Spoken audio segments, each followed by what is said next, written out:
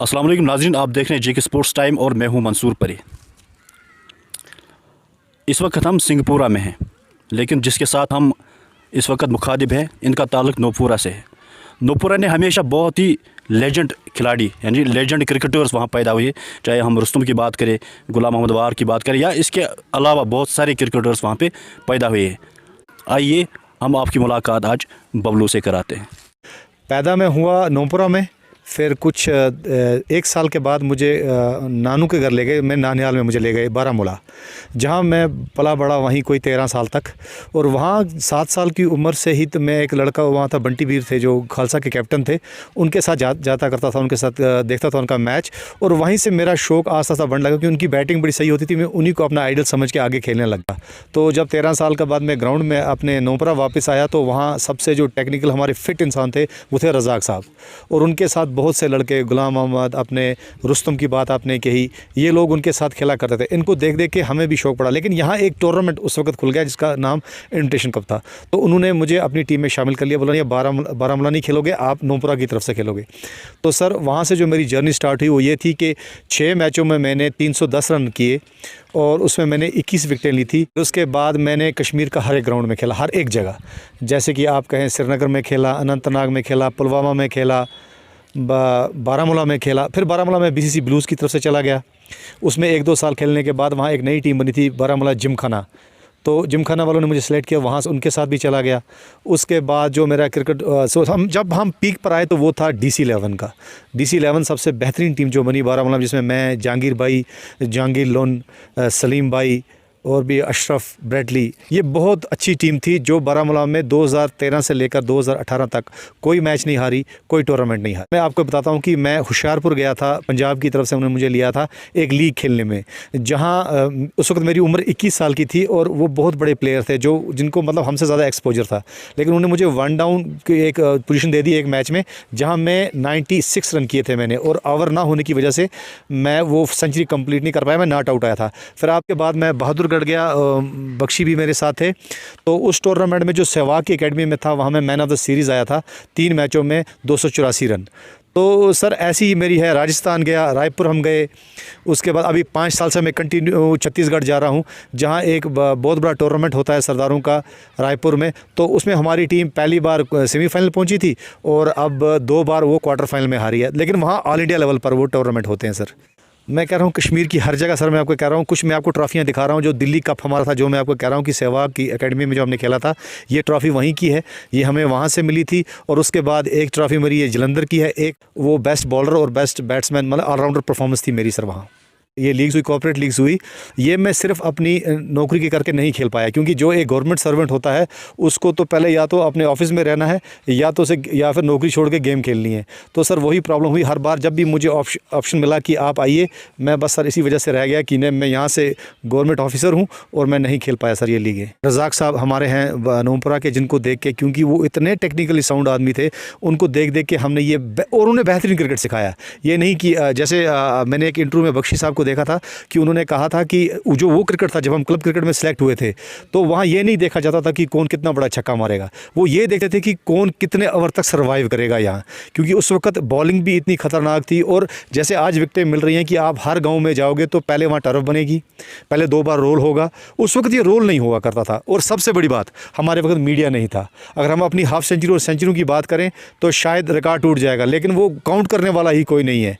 तो इसलिए वो चीज़ मीडिया से भी हम रह गए, और कुछ चीज़ लैक ऑफ इंफ्रास्ट्रक्चर या हम ग्राउंड्स की कहें कि इतने अच्छे नहीं थे जब आज जो मेंटेन हो रहे हैं सर। बबलू जी जो है वो बहुत ही बड़े प्लेयर है। मैं उनके बारे में क्या बताऊं। मैंने पर्सनली बहुत कुछ सीखा है उनसे और सीख रहा हूं। वो सिर्फ उनने अपना नाम स्टेट में ही रोशन नहीं किया, बल्कि आउटसाइड स्टेट भी किया है। As a captain BCC Reds मैं अपने आप को बहुत लकी समझता हूं कि मैंने उनके साथ खेला है, बहुत ज़्यादा क्रिकेट उनके साथ खेला है, बहुत ज़्यादा क्रिकेट सीखा है उनसे।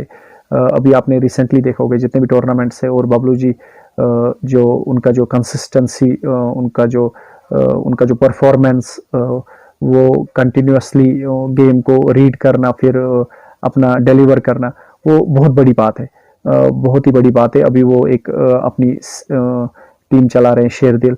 अभी आप देख रहे हैं कि शेरदिल को उनने कहां से कहां पहुंचाया, हर टूर्नामेंट में वो टॉप 4 में आ रहे हैं, तो बहुत बड़ी बात है।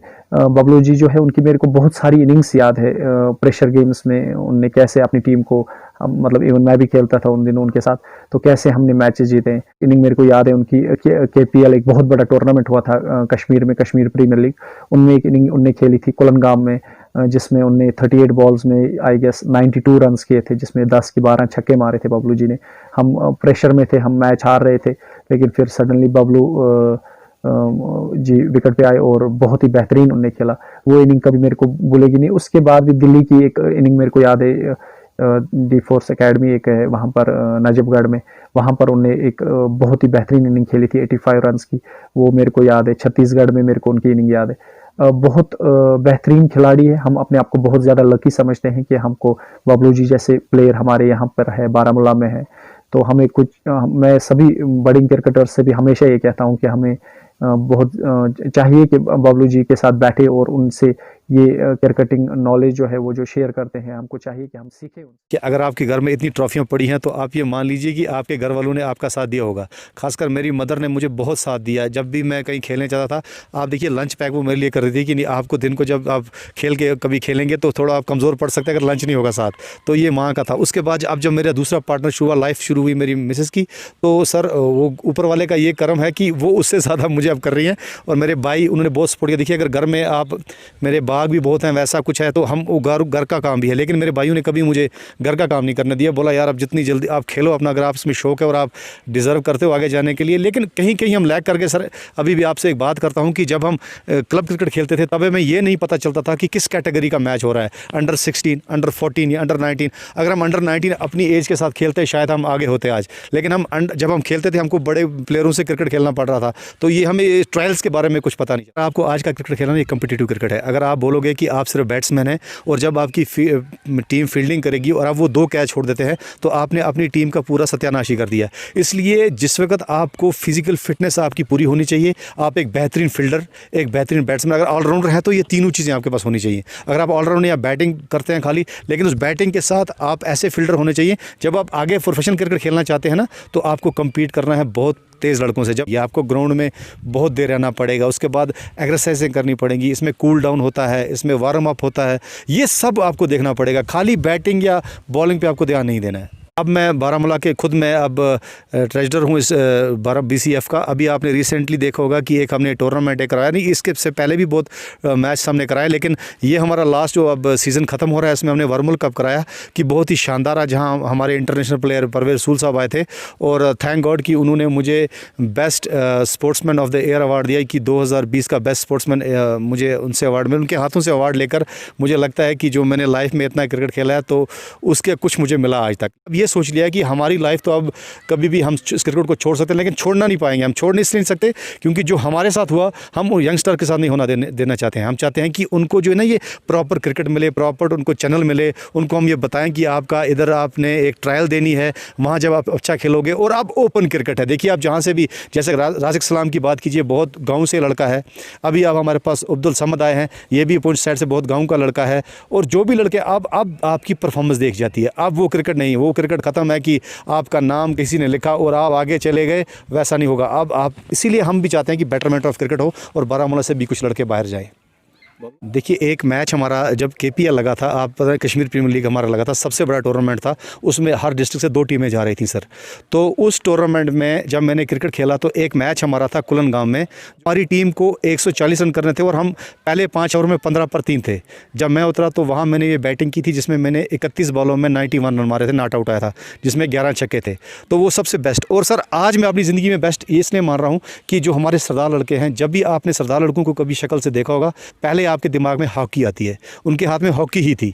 लेकिन ये पिछले 4-5 सालों में हमारे यहाँ 17 टीमें 16 टीमें हैं जो क्रिकेट खेलती हैं सरदारों की। और उसमें जो मैंने टीम बनाई है, जो शेरदिल है आज, उसने 18 जो टूर्नामेंट हमारे कम्युनिटी में हुए हैं, 16 हमारी टीम ने जीते हैं। 2 का मैं आपको ये रिज़ल्ट बताता हूँ, एक में पार्टिसिपेट नहीं किया और एक में हम सीनियर नहीं गए थे। बाकी इतना अच्छा उनका। अभी ये रिसेंटली ये पुलिस कप हुआ, वो 64 टीमों का था, हमारी टीम चौथे नंबर पर रही। और जब ये अभी वर्मुल कप है जिसमें 64 टीमें थी, उसमें हमारी टीम तीसरे नंबर पर रही। सरदार लड़कों का इतने आगे आना मेरे लिए सबसे यही कुछ है, क्योंकि मैंने इन लड़कों को जो नरिश किया था कि आगे जाके खेलें, आज उन्हें सब जानते हैं। शेरदिल कश्मीर की टीम को, मुझे लगता है सरदारों की टीम को पूरा जम्मू, पूरा कश्मीर जानता है। स्पोर्ट्स के साथ रहिए, दूसरी जितनी भी एवल्स हैं, जितने भी ये गलत चीज़ें हैं, उनसे आप दूर रहिए। और हाँ, एक चीज़ सोच लीजिए कि अब क्रिकेट आपके हाथ में है। जैसे पहले आप सोचते थे कि नहीं इसमें सिफारिश चलती है, नहीं चलती। आप इस वक्त, मीडिया है हमारे पास, इस वक्त आपके रन गिने जाते हैं, आप रोज़ अपने रन चढ़ाएं, तो ये कहीं ना कहीं अकाउंटेबिलिटी है आपकी। इसलिए जब क्रिकेट खेलना है तो पूरी तरह खेलिए और प्रोफेशनल तरीके से खेलिए। नहीं तो आपके पास पढ़ाई है, या तो उस लाइन में चले जाइए। अगर आप इस लाइन में आना चाहते हैं तो पूरी तरह इस लाइन में आइए। आगे अकाउंटेबिलिटी है, आप आ सकते हैं अगर आप अच्छे प्लेयर बन सकते हैं सर। मरते दम तक क्रिकेट के साथ ही रहेगा सर। और मैं चाहता हूं कि मेरे नॉर्थ से भी कुछ 30-35 लड़के जो रणजी खेल के जाए मेरी लाइफ स्पैन में। Sir thank you very much sir.